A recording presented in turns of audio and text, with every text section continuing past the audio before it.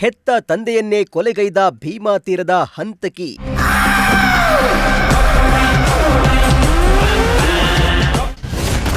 ರಸ್ತೆ ಬದಿ ಸಿಕ್ಕ ನಿವೃತ್ತ ಶಿಕ್ಷಕನ ಕೊಂದ ಪ್ರಕರಣಕ್ಕೆ ಬಿಗ್ ಟ್ವಿಸ್ಟ್.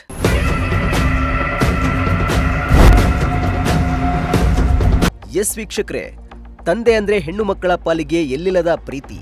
ಇತ್ತ ಮಕ್ಕಳ ಭವಿಷ್ಯಕ್ಕಾಗಿ ಬದುಕನ್ನೇ ಸವಿಸೋ ತಂದೆಯನ್ನ ಜನ್ಮ ಕೊಟ್ಟ ಮಗಳು ಕೊಲೆ ಮಾಡ್ತಾಳೆ ಅಂದ್ರೆ ನಂಬೋಕೆ ಸಾಧ್ಯನಾ? ಆದ್ರೆ ವಿಜಯಪುರದ ಭೀಮಾ ತೀರದಲ್ಲಿ ನಡೆದಿರೋ ಈ ಘಟನೆ ಕೇಳಿದ್ರೆ ಎಂಥವರು ಬೆಚ್ಚಿ ಬೀಳೋದು ಗ್ಯಾರಂಟಿ.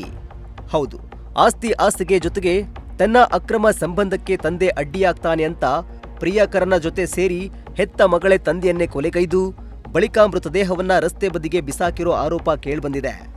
ಏನಿದು ಸ್ಟೋರಿ ಅಂತೀರಾ? ಒಮ್ಮೆ ಈ ಸುದ್ದಿಯನ್ನ ನೋಡಿ.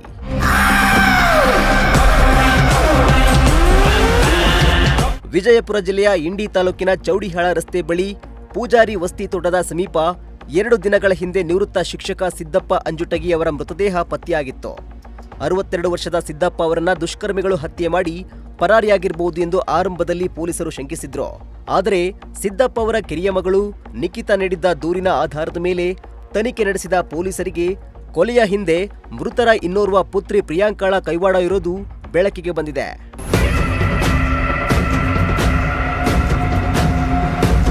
ಸಿದ್ದಪ್ಪ 2 ವರ್ಷಗಳ ಹಿಂದೆ ನಿವೃತ್ತರಾಗಿದ್ದು ನಿವೃತ್ತಿ ಹಣದ ಜೊತೆಗೆ ಊರಿನಲ್ಲಿ ಆಸ್ತಿಯನ್ನ ಹೊಂದಿದ್ರು.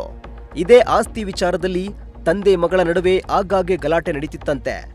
ಮತ್ತೊಂದೆಡೆ ಪ್ರಿಯಾಂಕಾಳ ಪತಿ ಕೊರೋನಾ ಸಮಯದಲ್ಲಿ ಮೃತಪಟ್ಟ ಬಳಿಕ ಆಟೋ ಚಾಲಕ ಸಂತೋಷ ಸಿಂಧೆ ಜೊತೆ ಆಕೆಗೆ ಸಂಬಂಧ ಬೆಳೆದಿತ್ತಂತೆ. ಈ ಸಂಬಂಧಕ್ಕೂ ಸಿದ್ದಪ್ಪ ವಿರೋಧ ವ್ಯಕ್ತಪಡಿಸಿದ್ರು. ಜೊತೆಗೆ ಆಸ್ತಿಯಲ್ಲಿ ಪಾಲು ನೀಡೋದಿಲ್ಲ ಎಂದು ಹೇಳಿದ್ದೇ ಪ್ರಿಯಾಂಕಾಳ ಆಕ್ರೋಶಕ್ಕೆ ಕಾರಣವಾಗಿತ್ತು ಎನ್ನಲಾಗಿದೆ. ದಿನಾಂಕ 16ನೇ ತಾರೀಕಿನಂದು ಇಂಡಿ ಟೌನ್ ಪೊಲೀಸ್ ಠಾಣೆಯಲ್ಲಿ ಒಂದು ಕೊಲೆ ಪ್ರಕರಣ ದಾಖಲಾಗಿದೆ. Crime number 92/2026. ಇದರಲ್ಲಿ ನಿಖಿತಾ ಅಂಜುಟಿಗೆ ಅನ್ನೋರು ಒಂದು ಕಂಪ್ಲೇಂಟನ್ನು ಕೊಟ್ಟಿದ್ದಾರೆ. ಅವರ ತಂದೆಯನ್ನು ಅವರ ಅಕ್ಕಳಾದಂತಹ ಪ್ರಿಯಾಂಕಾ ಮಸಳಿ ಮತ್ತು ಆಕೆಯ ಗೆಳೆಯರಾದಂತಹ ಸಂತೋಷ್ ಗಣಪತಿ ಸಿಂಧೆ ಮತ್ತು ಗುರುರಾಜ್ ಬಿರಾದರ್ ಅನ್ನೋರು ಸೇರಿಬಿಟ್ಟು ಅವರ ತಂದೆಯನ್ನು ಸಿದ್ದಪ್ಪ ಅಂಜುಟಿಗೆ ಅವರನ್ನು 62 ವರ್ಷ ನಿವೃತ್ತ ಶಿಕ್ಷಕರು ಇವರನ್ನು ಕೊಲೆ ಮಾಡಿದ್ದಾರೆ ಅಂತಂತೇಳಿ ಪ್ರಕರಣವನ್ನು ದಾಖಲಿಸಿಕೊಂಡು ತನಿಖೆಯನ್ನು ಕೈಗೊಂಡಾಗ ಕಂಡುಬಂದಿದ್ದೇನು ಅಂತಂದರೆ, ಮೃತರಾದಂತಹ ಸಿದ್ದಪ್ಪ ಅಂಜುಟಿಗಿ 62 ವರ್ಷ, ಅವರು ಈಗಾಗಲೇ ನಿವೃತ್ತಿಯನ್ನು ಹೊಂದಿದ್ದಾರೆ. ಇವರದೇ ಆದಂಥ ಒಂದು ಆಸ್ತಿ ಮತ್ತು ನಿವೃತ್ತಿ ಪಿಂಚಣಿ ಇವೆಲ್ಲ ಸೌಲಭ್ಯಗಳಿದ್ದಾವೆ. ಮೊದಲನೇ ಮಗಳು ಈಗೇನು ಅಕ್ಯೂಸ್ ನಂಬರ್ 1 ಪ್ರಿಯಾಂಕಾ ಮಸಳಿ, ಈಗಾಗಲೇ ಗಂಡ ತೀರ್ಕೊಂಡಿದ್ದು ಒಬ್ಬರು ಮಗುನೂ ಇರುತ್ತೆ.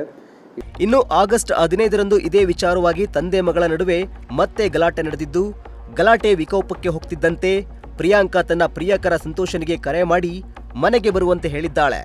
ಬಳಿಕ ಸಂತೋಷ್ ತನ್ನ ಸ್ನೇಹಿತ ಗುರುರಾಜನ ಜೊತೆ ಪ್ರಿಯಾಂಕಾ ಮನೆಗೆ ಬಂದಿದ್ದು ಮೂವರು ಸಿದ್ದಪ್ಪನನ್ನ ಉಸಿರುಗಟ್ಟಿಸಿ ಕೊಲೆ ಮಾಡಿದ್ದಾರೆ.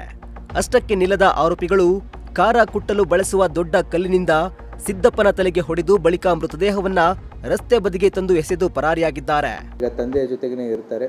ಇವರ ಮತ್ತು ತಂದೆಯ ಮಧ್ಯೆ ಹಲವಾರು ಬಾರಿ ಕಿತ್ತಾಟ ಮತ್ತು ಸಮಸ್ಯೆಗಳು ಉಂಟಾಗಿರ್ತವೆ.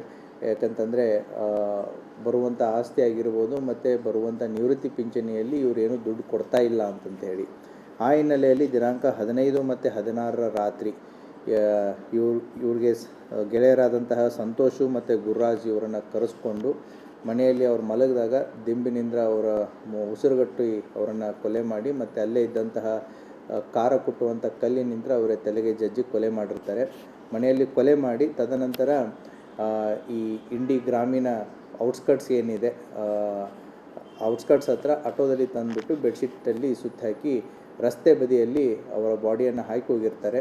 ಆ ಹಿನ್ನೆಲೆಯಲ್ಲಿ ಪ್ರಕರಣವನ್ನು ದಾಖಲಿಸಿಕೊಂಡು ತನಿಖೆಯನ್ನು ಮಾಡಿ ಈಗಾಗಲೇ ಅಕ್ಯೂಸ್ ನಂಬರ್ 1 ಮತ್ತು 2 ಇವರಿಬ್ಬರನ್ನು ಅರೆಸ್ಟ್ ಮಾಡಿದೆ. ಆದಷ್ಟು ಬೇಗ ಅಕ್ಯೂಸ್ ನಂಬರ್ 3ನೂ ಕೂಡ ನಾವು ಅವರನ್ನು ಬಂಧಿಸಿ ನಾವು ನ್ಯಾಯಾಂಗ ಬಂಧನಕ್ಕೆ ಒಳಪಡಿಸ್ತೀವಿ.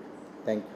ಸದ್ಯ ಪ್ರಕರಣಕ್ಕೆ ಸಂಬಂಧಿಸಿದಂತೆ ಪ್ರಿಯಾಂಕಾ ಹಾಗೂ ಸಂತೋಷ್ ಸಿಂಧೆಯನ್ನ ಪೊಲೀಸರು ಬಂಧಿಸಿದ್ದು, ಮತ್ತೋರ್ವ ಆರೋಪಿ ಗುರುರಾಜು ಬಿರಾದರ ತಲೆಮರೆಸಿಕೊಂಡಿದ್ದು ಆತನ ಬಂಧನಕ್ಕೆ ಪೊಲೀಸರು ಬಲೆ ಬೀಸಿದ್ದಾರೆ.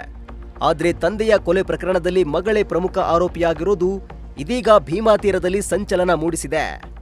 Bureau report, Prajashakti TV, Vijayapura.